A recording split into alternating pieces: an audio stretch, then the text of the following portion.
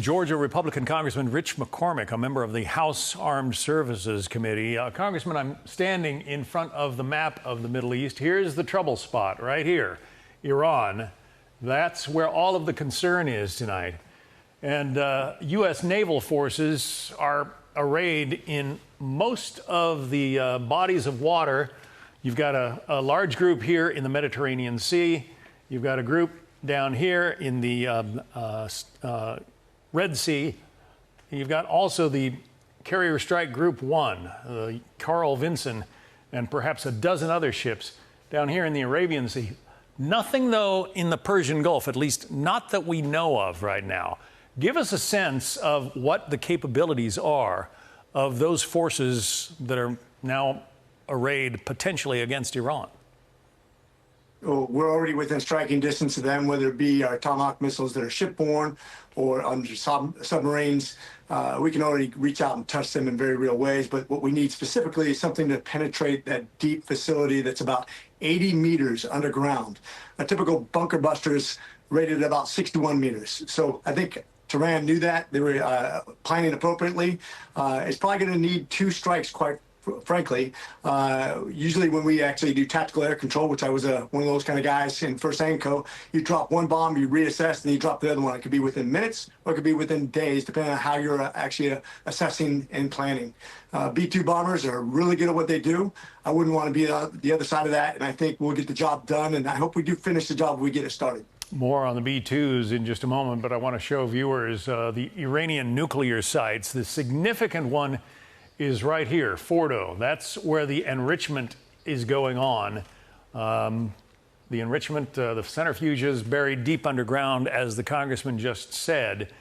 And a closer look at the Fordo facility. Let me clear that circle there.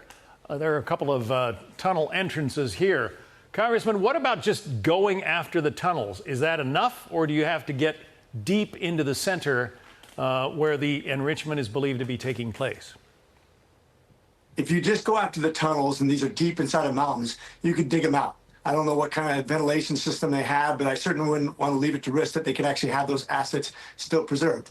From what I understand, they have a considerable amount of uranium enriched to 60%, which is weapons grade. That could instantly be transferred into a weapon system that could do huge damage. As a matter of fact, it could literally, as they have suggested, wipe Israel off the face of the earth. And that's what started this, by the way. When you have your rhetoric about wiping out an entire country, you're right next door, and you're developing nuclear weapons, that's what's given everyone not just pause for concern, but reason to attack. Israel can't do this by themselves. They don't have the appropriate weapons. The question is, do we want a country that has openly said we're going to destroy Israel, and the United States is a big part of that problem to them, to have nuclear weapons? Yeah, well, the Iranians are fond of referring to the United States as the great Satan and Israel as the little Satan. Here's the B-2. Exactly. This is, as you said, key to this whole thing. This can carry as many as 2 of the bunker buster bombs, the GBU-57s. Now, it's my understanding, Congressman, that those have not been used in wartime to date, but they are capable of penetrating, as you said, 80 feet at least into the earth. If you drop 2 of them at the same time or on the same point, you're going down maybe 160 feet or more. Yeah, and that's just where its release point is. So it penetrates that depth, then explodes. So its effective range is actually up to 60 meters after the explosion of a 33,000-pound bomb.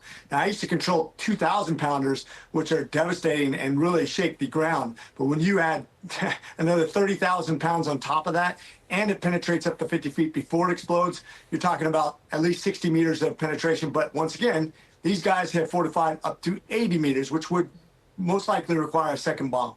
The B-2 is key to this because of its stealth capabilities. If you're going to drop a bunker buster bomb, you essentially have to be over the target. It's not a cruise missile. It can't fly great distances. You need to be over the target, and therefore you require stealth capabilities, right? I mean, a B-52 could carry one of these things, but the question is, would it be able to hide? And that's always what we want, is survivability. The last thing we want to do is put American lives in harm's way. The B-2 is not only stealthy, but remember, Israel did a lot of the work ahead of us to take out their air defenses, their radars, their missile systems, the things that would make it even more difficult. But I think the B-2 is the right delivery system. President Trump is sending the right message by saying, look, you have one more chance. We've already asked you before kindly, we do not want you risking everybody's life and starting a nuclear holocaust. We're giving you one more chance. If you don't come to the table, it shouldn't be a surprise what's going to happen next. Take a look at some of the U.S. force locations in the Middle East, in between Iran and Israel over here. You've got a number of U.S. bases and facilities in Iraq, in Syria, and of course the U.S. Embassy right there in Baghdad. How vulnerable would you say those forces are? The president has said, you know, if Iran touches one hair on an American's head, we are coming after them. So far, Iran seems to have gotten the message. Well, not only that, but they have to worry about Israel. I mean, all focus on Israel right now, but quite frankly, for decades now, they have been attacking U.S. troops. True. They've used proxies, Hezbollah, Hamas, Houthis. We have lost American lives overseas at these very bases. The only thing that really makes us safe is to destroy their weapons procurement facilities. I've been stating that for years now. These guys are bad actors. They want to do us harm. So if you were advising the president on whether or not to join Israel on these attacks against Iran, what would you say, Congressman? Well, I hesitate because I know the president has a lot more information than I do. He alluded to the fact that Iran could be within weeks of procuring weapons systems that could be delivered against Israel. They seem desperate. They're obviously extremists. They're not to be trusted. They've lied to us over and over again. Remember, Obama gave them billions of dollars. Biden gave them access to more and more billions of dollars, which they've used for evil. So I'd say trust your instincts, Mr. President. Trust the intelligence you're getting. Trust that this has both long-term and short-term qualifications and ramifications. But the president has been very, very measured in all his deliberations when it comes to violence around the world.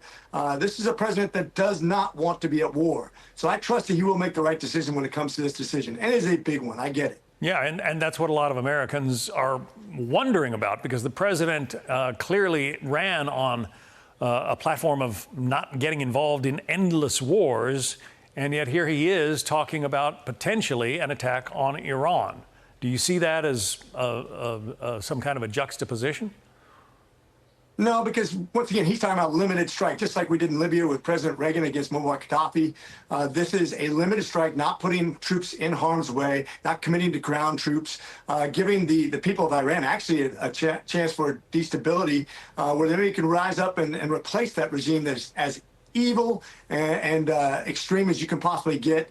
I don't think that we need to be in a protracted war, but this might be a strategic, or you might say tactical strike that will have strategic implications that's very limited in scope, and that's why the president has emergency powers. We will see what the president decides, presumably within the next 2 weeks. Republican Congressman Rich McCormick of Georgia. Congressman, thank you. Semper Fi.